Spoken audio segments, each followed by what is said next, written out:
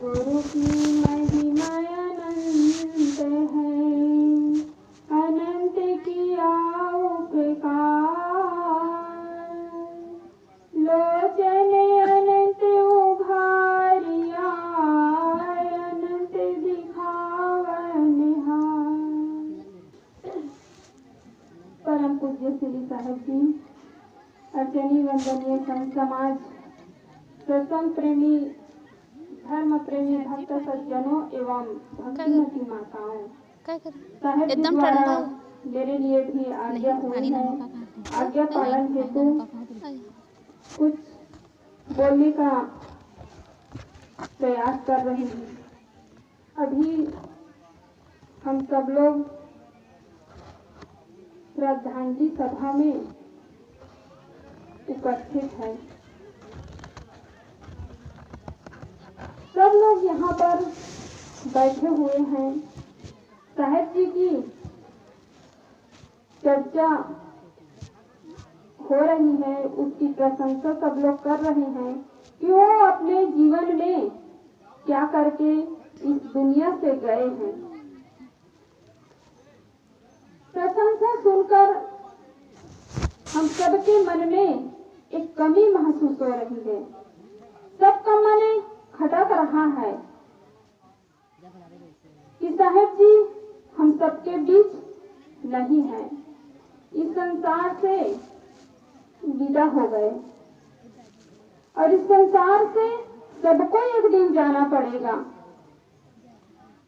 यहाँ पर बैठे हुए हैं, किसी की उम्र 20 के हैं, किसी के 10 के हैं, किसी के 50 के हैं, किसी के 70-80 के हैं, लेकिन सबको यहाँ से जाना पड़ेगा।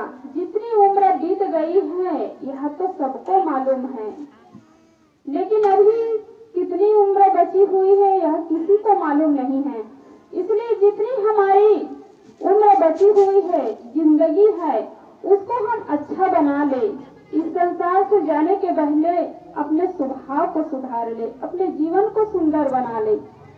जाने वाले हमें एक सीख दे करके जाता है कि इस दुनिया में जो भी आया है उसको एक दिन जाना ही पड़ेगा। फूल खिलता है तो उसे मुरझाना ही पड़ता है, दीपक जलता है तो उसे बुझना ही पड़ता है, बादल भरते हैं तो एक दिन बरसता ही है। तो कोई यहाँ पर ठहरता नहीं है।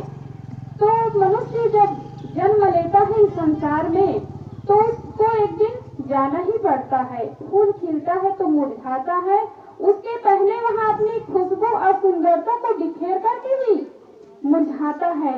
इसी प्रकार हमें यहाँ मानव जीवन मिला हुआ है, तो हम अपने जीवन को अच्छा बना ले, अपने जीवन को सुंदर बना ले और सुंदर अपने चरित्र को बनाकर खुशबू बिखेरे।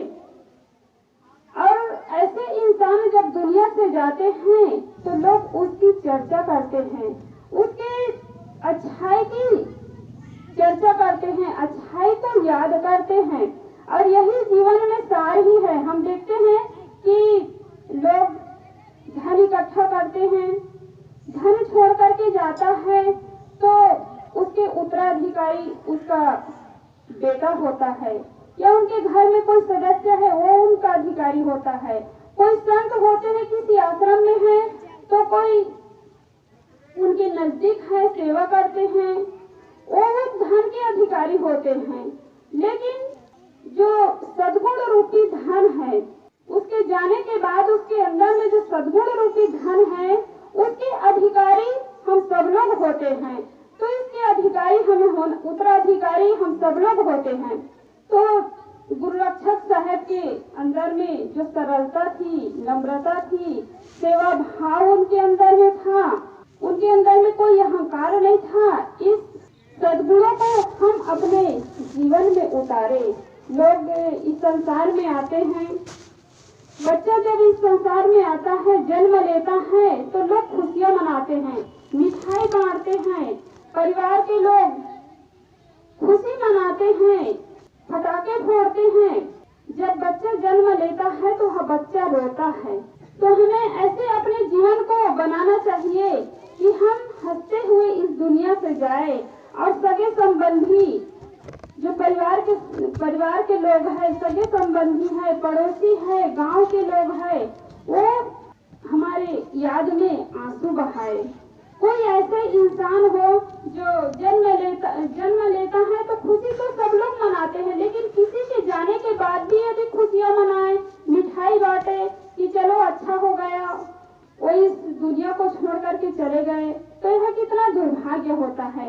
इसलिए हम अपने जीवन को अच्छा बनाए, सुंदर बनाए, निर्मल बनाए, पवित्र बनाए और लोगों को यही संदेश दे कि हमारा जीवन अच्छा बने तो राह पे दूसरे लोग भी चले तो उसको भी अच्छा प्रेरणा मिले। ऐसे हमारा जीवन होना चाहिए। हमें संत गुरुजनों के ज्ञान मिला है, मार्ग मिला हुआ है, उस राह में हम चल रहे हैं कि कितना हमें जीवन में सुख शांति का अनुभव हो रहा है। और ऐसे हम अपने जीवन को बनाएंगे तो हमारे बताए हुए मार्ग पर अन्य लोग चलेंगे तो उनका भी कल्याण हो, हमारा भी कल्याण हो। ऐसे हम अपने जीवन को बनाए। तो संत श्री गुरु रक्षक साहब बहुत अच्छे संत थे, सरल विनम्र संत थे। उसके अंदर में कोई अहंकार नहीं रहता था, जहाँ भी जाते थे भोजन भंडार में लग जाते थे और बहुत अच्छे संत थे। कई जगह उनके साथ जाना हुआ, जब हम लोग गुजरात गए थे तो बहुत कितना काम करते थे, फिर भी वो मुस्कुराते रहते थे, हंसकर बात करते थे। और हम क्या करते हैं, हम थोड़ा काम कर लेते हैं तो हमारे मन में एक अहंकार पैदा हो जाता है कि मैं इतना काम कर रहा हूँ, अमुक व्यक्ति कुछ काम नहीं कर रहे हैं। तो ऐसे हमारा जीवन नहीं होना चाहिए। जो कुछ हम करते हैं हम अपने लिए करते हैं, हमारे कमाए हुए कर्म जो है हम ही को ही फल के रूप में मिलता है, दूसरे को नहीं मिलता है। इसलिए हम अपने जीवन को अच्छा बनाएं। संत श्री पूज्य श्री गुरु रक्षक साहब को श्रद्धा सुमन समर्पित करते हुए मैं अपनी वाणी को यहीं पर विराम देती हूँ। बोलिए सद्गुरुदेव की जय, संत श्री गुरु रक्षक साहब की जय।